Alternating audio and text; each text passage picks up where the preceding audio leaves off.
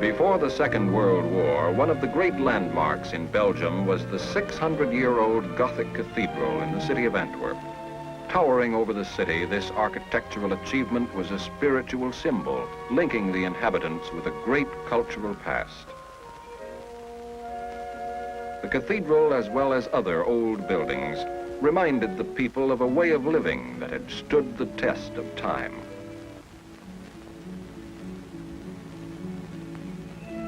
Another aspect of Antwerp before the war was a forward-looking, energetic spirit. Antwerp built the first skyscraper in Europe, 25 stories high. Selecting the best from the past and the present, the people preferred a mild attitude toward life. They looked with contempt on the fascist ways that had developed in Nazi Germany, a short distance away. Antwerp, since the Middle Ages, had been a trading center. Its port was the greatest on the continent of Europe. The harbor, with its vast machinery capable of handling tremendous volumes of import and export trade, brought Antwerp into close contact with the world outside the city. But one contact became inevitably a clash. A war between great powers threatened the peaceful life of Antwerp. For a few months of 1939, Belgium tried to preserve its neutrality.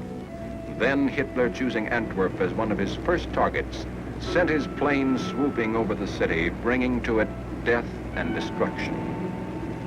Napoleon once said, "Antwerp is a gun pointed at the heart of England." To Adolf Hitler, the capture of Antwerp was a natural step in the plan to conquer England and the rest of the world.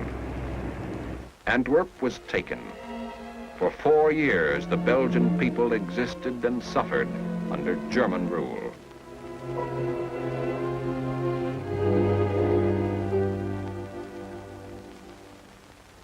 Finally, the Allies invaded the continent, bringing the hope of liberation to the conquered peoples of Europe. As the invasion proceeded, supplying the forces became an increasingly severe problem. The beaches became a crowded bottleneck of supply. The Allies needed a major harbor to feed the tremendous drive toward Germany. The enemy knew this. They bombed and wrecked Le Havre and all the large ports along the northern coast of France. Deprived of harbors, we found roads were the only answer. Roads became our lifeline, stretching farther and deeper into France. Supplies moved over one-way routes in a 24-hour delivery system now famous as the Red Ball Express. Day and night, the trucks rolled along the roads of France, bringing gasoline, ammunition, and food to frontline depots. The huge Allied force in France had only one small port, Cherbourg, through which supplies might flow. Cherbourg was hundreds of miles from the fighting front. The lines were stretched to the breaking point. We needed a port desperately. Antwerp, Germany's key to the invasion of England, could unlock the door to Germany. In a sudden 8-hour thrust of 110 miles, the British 11th Armored Division fought their way to the city. The troops rolled through the outskirts of Antwerp almost unchallenged. Several months before, no one would have dreamed that Antwerp was to be taken so easily. For 4 years, the people of Antwerp had known only oppression. Now the suddenness of liberation was overwhelming. In one day, life in the city changed entirely. The Belgian underground came out into the open, cleaning up small pockets of resistance. The thrilled inhabitants couldn't wait to express their happiness. During the day of liberation, there was street fighting one moment and rejoicing the next. The British tanks rumbled through the old city, past ancient buildings that would continue to tell of Antwerp's age and great past. Moving out into the edges of the city, Allied forces met stiffened resistance as the Nazis made a last-ditch but hopeless stand. In the dock area, German snipers remained to cause some trouble, but Canadian troops soon pushed them back across the Scheldt River. Ultimately, the dock area was cleared, although German troops held on for a while in the islands guarding the entrance to the port. Amazingly, Antwerp was taken almost intact. The whole port system of canals and docks fell undestroyed into Allied hands. The Germans had their explosives in place ready to demolish the harbor, but they waited too long. The underground seized the locks and over 600 cranes. These facilities were captured in such excellent condition that they could be used without delay. One obstacle remained. The entrance to the port had been heavily mined. Minesweepers that had done service along the British coast combed the lower Scheldt River, one of the most heavily mined areas of World War II. On November 28th, the first Allied ship, the Fort Cataraqui, came down the Scheldt River. It docked amid little fanfare, but its arrival signified a great change in the European supply picture. The cranes swung into action. Antwerp became the funnel for 50% of the Allied equipment arriving in Europe. Supplies poured in for the armies on the continent of Europe, for the Canadian First Army, the British Second, the U.S. 9th, the U.S. 1st, the U.S. 15th, the U.S. 3rd, shells, gas, tires, food, tanks, and bells. Bells for the towns of Belgium. As the bells went back into the churches, the doubt and fear that had grown in the hearts of Belgian civilians began to subside. The bells told a joyous message. The enemy had gone. There were friends about now. There was nothing to fear.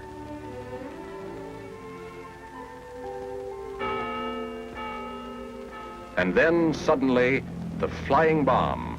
1,000 pounds of dynamite capable of vast destruction. The bombs were aimed at the port of Antwerp, the port so vital to the Allied invasion of Germany. It was the Germans' trump card, and it was being played in earnest. The number of bombs that rained down on Antwerp steadily increased.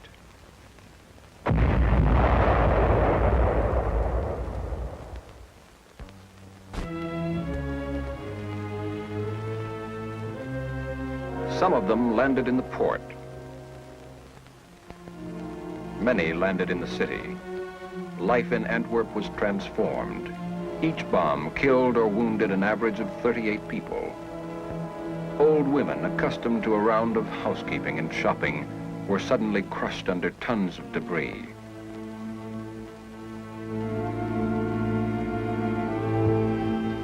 The lives of children playing in the streets were violently interrupted.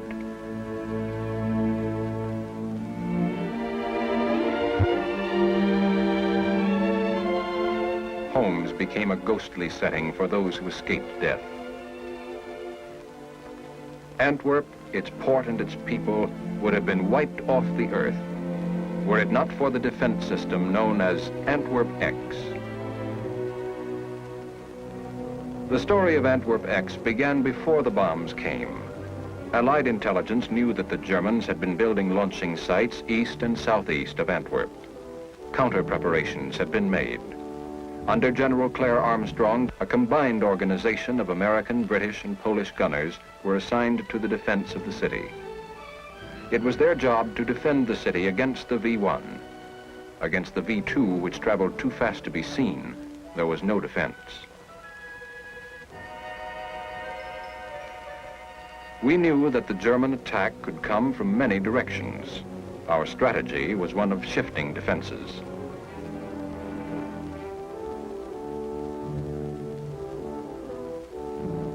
When the V-1s began to come over from one direction, batteries would be shifted quickly so that several belts of anti-aircraft fire, one behind the other, could protect the city.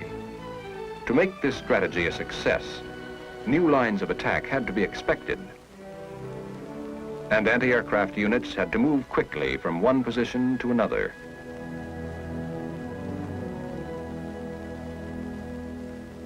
The gun crews around Antwerp learned to meet the extraordinary demands made by their jobs.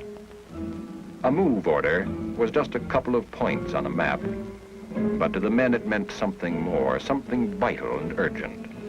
They had seen the damage and death that the V-1s could bring. They knew that lives in Antwerp were at stake. They learned the importance of moving quickly. At all hours of the day and night, the small towns of Belgium shuddered as heavy equipment rushed along the quiet streets on the way to new positions of defense. The men got to know their jobs so thoroughly that handling the guns became second nature to them. It was like walking or talking. It seemed they had done it always. They learned speed in setting up, speed in getting the word through, speed in firing.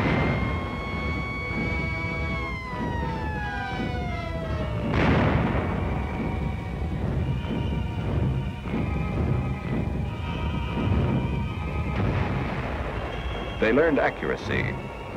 When the bombs first came, our gunners shot down only 1 out of every 2 bombs.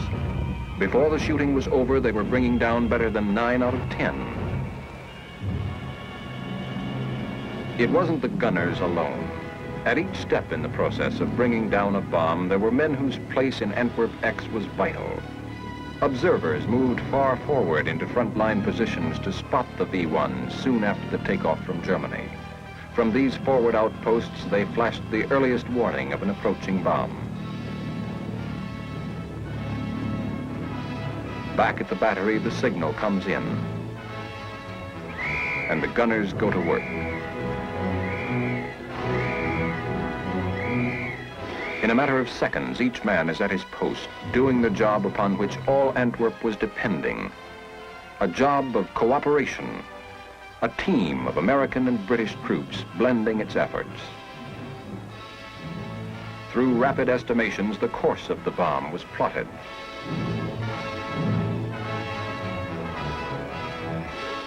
Plotting was based on information received by radar units. Antennas scanned the skies, listening, feeling, searching to discover the course of the bomb as exactly as possible. The bomb comes into range of the gun battery. And now the gun crews have their target.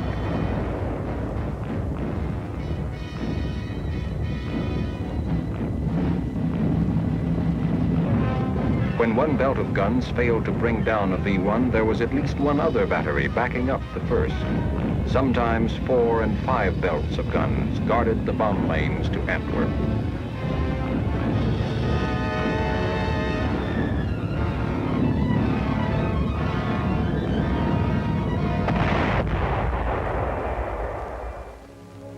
For 160 days, the men of Antwerp X were on duty every day.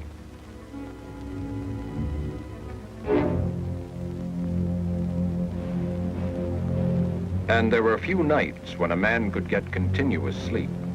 Sooner or later, there came an ominous sound in the night. The motorboat of the skies, and the V-1 flickered and glowed like a tiny firefly in the darkness. For 160 days, the people of Antwerp and the men defending it turned their eyes toward the sky. The black puffs were from our own guns. They were our defense. But the people saw them as the spots of a new disease that might afflict them endlessly. They wondered, how long can they keep it up? Will the supply ever give out? Will the bombs ever stop?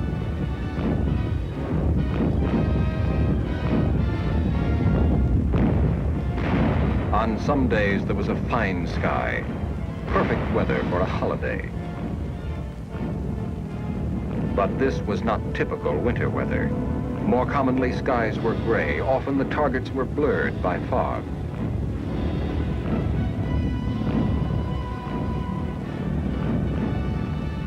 Early and late, in all kinds of weather, people gathered to watch, especially the children. To them, it was a great show. No matter that the V-bombs were deadly, this was a performance, rain or shine. It was fascinating to be a spectator.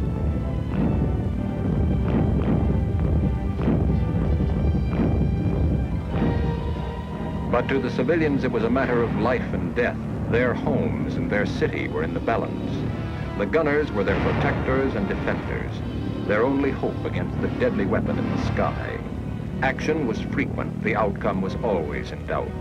Sometimes a hit was freakish, damaging the flying mechanism so that the bomb hurtled to the ground in a crazy spin.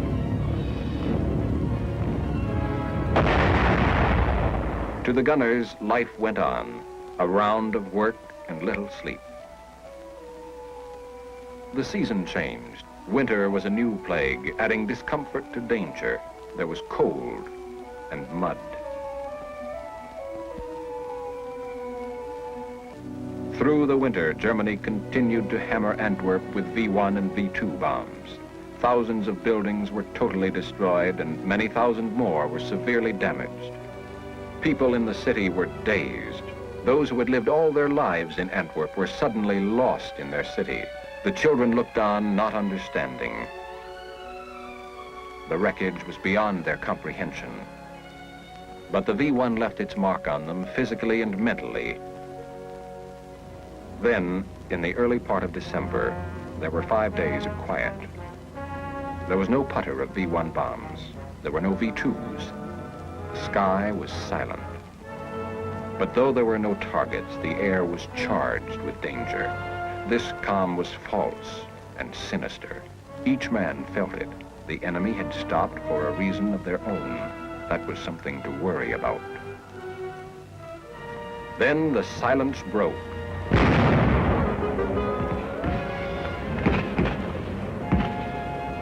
The German High Command, realizing the importance of the Allied supply source, poured all its ground strength into a huge, dangerous counteroffensive, the Battle of the Bulge. Antwerp was the goal. Reach Antwerp, and the Allied drive would falter and fail. Our position grew dangerous. Our men were forced back. We lost valuable equipment. The Allies met the drive, throwing everything they had against the enemy, every man, every piece of equipment. Our highly specialized army rushed cooks, clerks, and cartographers into front-line fighting positions. Standard fighting methods were thrown overboard. Anti-aircraft guns fired point-blank into the enemy attack. But although the Allies suffered great damage, the result of the Battle of the Bulge was now clear. Von Rundstedt never reached the city that was his destination. Through it all, the port went on operating. The Belgian dock workers, heroic in the face of constant danger, continued to bring in the materials that were to reach the front in time for final victory. Truckload after truckload rolled through the streets of the city to the Western Front.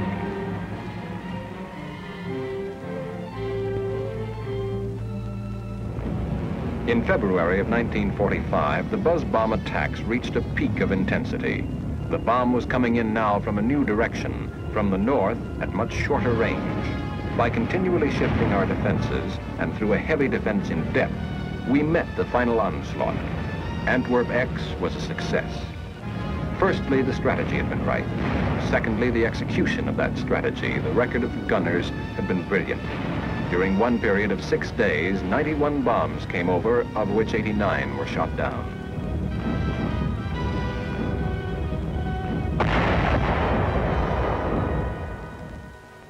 The number of bombs that penetrated the defenses of Antwerp were only a small proportion of the destructive avalanche that might have reached the city. The shooting was over.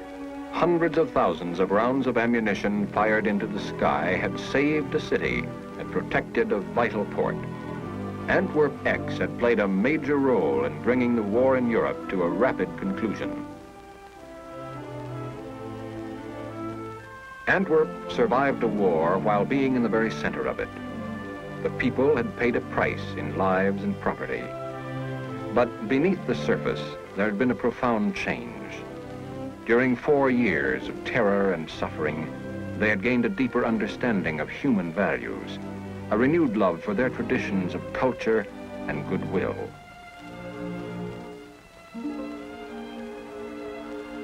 The citizens of Antwerp look about them now, at the old buildings, the old landmarks, still standing, reminders of the destruction that might have come to them, reminders of the evil that might have afflicted them not for 4 years, but for 40 or 400. Their city lives on, a monument for the whole world to see, an affirmation of the good that is in mankind, that can survive.